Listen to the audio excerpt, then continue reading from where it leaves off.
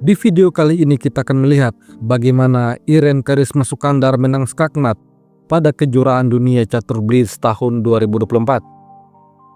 Lawan Irene adalah pecatur dengan gelar Woman FIDE Master asal Kazakhstan, Zarina Nurgalieva. Irene memulai dengan kuda F3, pembukaan reti, dijawab D5, lalu D3, varian Nimzo Larsen. Zarina Nurgalieva melakukan hal yang sama, mendorong B6, mempersiapkan gajah fianchetto.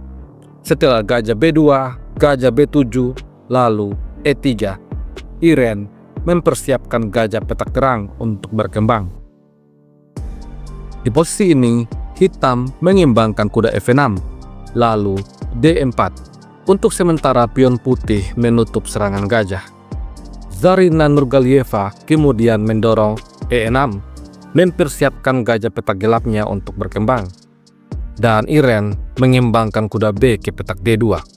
Setelah gajah E7 persiapan rokade, Irene mengeluarkan gajah petak terang ke petak D3, juga siap untuk mengamankan raja.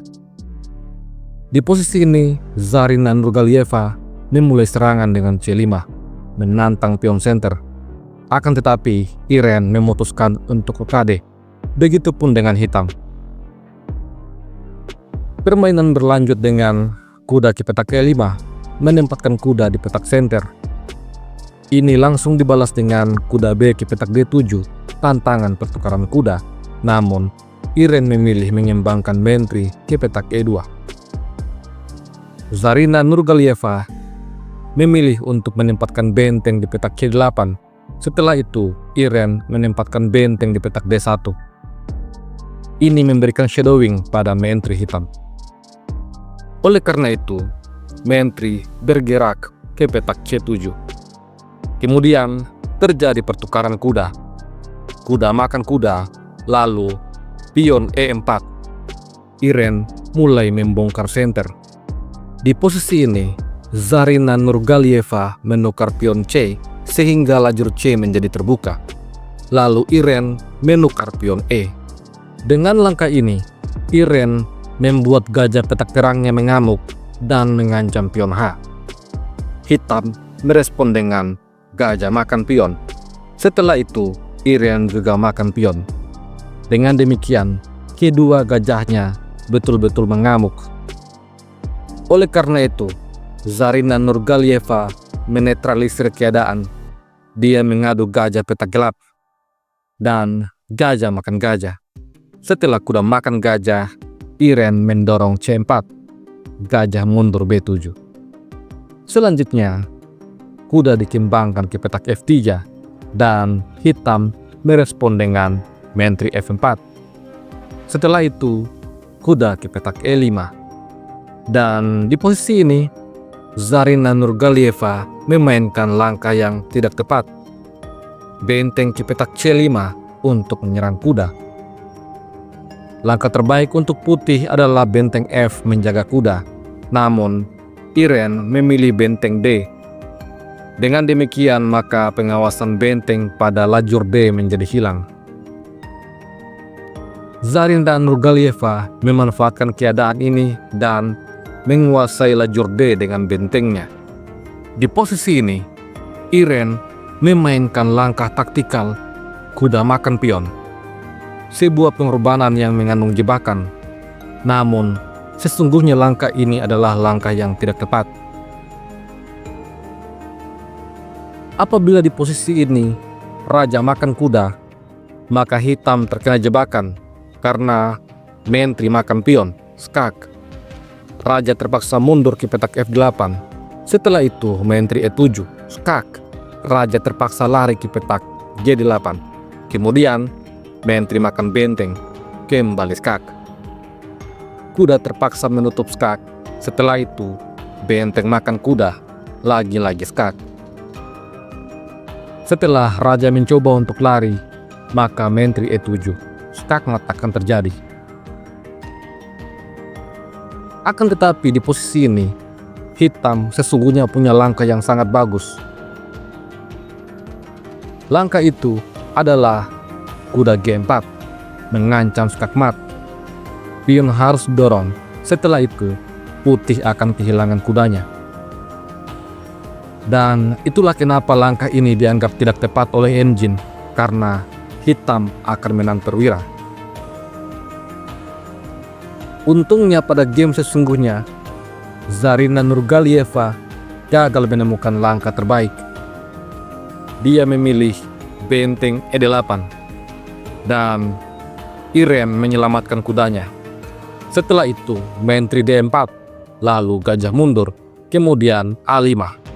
Iren kemudian mengadu menteri. Hitam menolak mengadu menteri dan memundurkannya ke petak D6. Setelah itu, Iren mendorong F4 untuk menjaga kuda. Di posisi ini, Zarina Nurgalieva membuat kesalahan. Kuda mundur D7, sehingga Iren bisa menyerang menteri secara langsung. Apabila menteri lari, maka kuda akan jatuh. Di posisi ini, Nurgalieva memilih untuk mengorbankan gajahnya. Setelah itu, pion makan gajah, benteng makan pion. Setelah itu, benteng makan benteng, lalu pion makan benteng. Permainan kemudian berlanjut dengan menteri H3, ancaman pada pion H, lalu kuda F6 menjaga pion. Setelah itu, benteng ke petak D1 dan menteri C5, skak. Raja sembunyi di petak H1. Zarina Nurgalieva kemudian memainkan menteri F2 mengancam pion, lalu Iren mengadu menteri, tetapi menteri B2. Dibalas dengan menteri D3, lalu menteri kembali ke petak F2, dan kali ini benteng F1 mengancam menteri. Oleh karena itu, menteri kembali ke petak B2. Di posisi ini, Iren yang telah unggul 1 perwira mengamankan rajanya dengan cara mendorong H3, membuka luff agar tidak terkena backrank mate. Zarina Nurgalieva kemudian mengaktifkan bentengnya ke petak C8, lalu Iren mengadu kuda. Hitam makan kuda, lalu Iren memainkan langkah tempo, menteri makan pion, skak. Setelah raja ke petak F7, barulah pion makan kuda. Di posisi ini, Zarina Nurgalieva mencoba untuk menjebak Iren, mengancam skak ster. Tentu saja Iren menghentikan hal itu dengan G5. Menteri coba ke petak D2, dibalas menteri F5, skak. Lalu raja G8. Di posisi ini, Iren melihat bahwa dia akan menang skakmat. Oleh karena itu, dia mendorong G6, ancaman pada petak F7.